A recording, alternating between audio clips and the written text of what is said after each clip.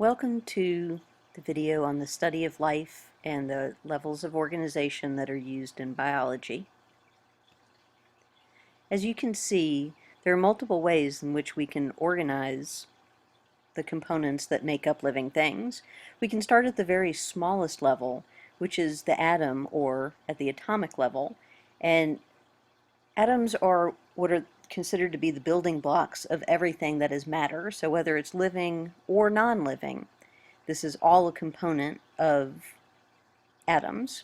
We can go beyond that to another level, which is the cellular level. This is the cells themselves, and the cell is the smallest component that is considered to be a living thing because some living organisms are themselves only one cell large. They're not comprised of additional cells. So the cell itself and the organelles, or the smaller components that make up the cell for eukaryotic cells, and this is something that we'll get into later, are the next level of organization. We can go beyond that, and you can see here the atom and atoms combine to make molecules. The molecules themselves comprise the cells, and beyond that we get to tissues, things like skin or muscle. We get to organs like the heart or the stomach, to organ systems that might involve the digestive system, the respiratory system, the cardiac system, and beyond that to the level of an entire organism, whether it be a human or a different animal. Larger still, beyond this, we can go beyond just an individual to an entire population. And so you see the elk, or I guess what that is. The elk is the individual. All of the elks in a region are a population. That's a larger unit of organization. All the elk plus the plants and animals that the elk or the moose there are engaged with and interact with on a either daily basis or just as a part of their lives are the community. Larger still is the ecosystem, which includes all of the plants, all of the animals, the fungi, but also the non-living components, the air, the water, the mountains. Larger still is the biome, which is the entire portion of the world that contains that ecosystem or similar ecosystems.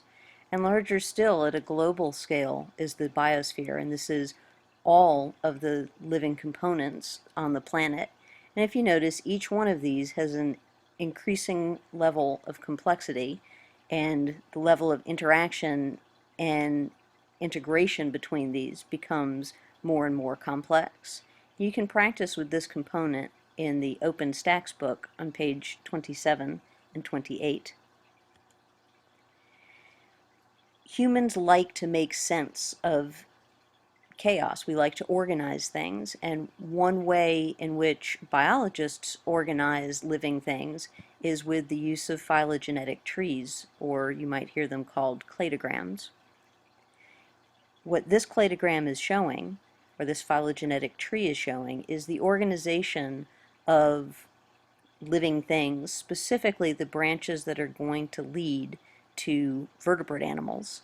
And so if you notice the 1 through 6, these are called nodes. These are branching points where living things split, and a node represents the last placement of a common ancestor shared between two different groups. So 1 is the oldest point at which birds, crocodiles, lizards and snakes, mammals, amphibians, and lungfish all shared a common relative.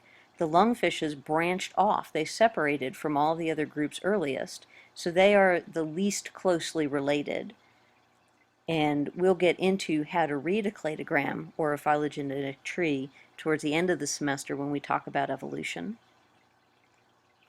We can also look at the various components of biology and the careers that can stem from an interest in biology. Forensic science is one of these. You're probably familiar with that through all of the criminal investigation shows that have been on recently. But what forensic scientists do is look at evidence of things that have happened in the past to understand those organisms. For CSI investigations, they're usually looking at the body or the remains for any source of injury or disease, Or they might be looking for, that is, for a cause of death, or they might be looking at the placement and the population of insects that are living in those remains to try to determine when and the environment in which that human was killed. Forensics can also include blood splatter analysis, which you see on the bottom. So if you enjoyed the show Dexter, that was a component of his studies. Neurobiology is another area. You can see these from the top two images.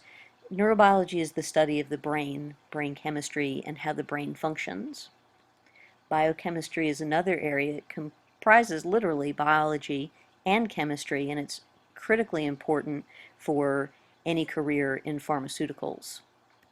Paleontology is near and dear to my heart. I'm the one in the lower left with the plaid shirt.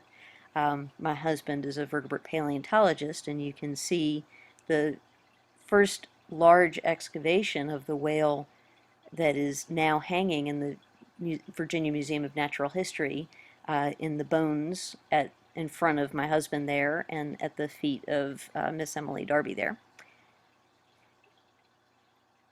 Zoology is the study of living animals, whether they're invertebrates like snails and spiders and bees, or if they're vertebrates like the owls and tigers, monkey, fish, frogs there. So zoology is the study of living animals, and paleontology is the study of the fossil remains of animals.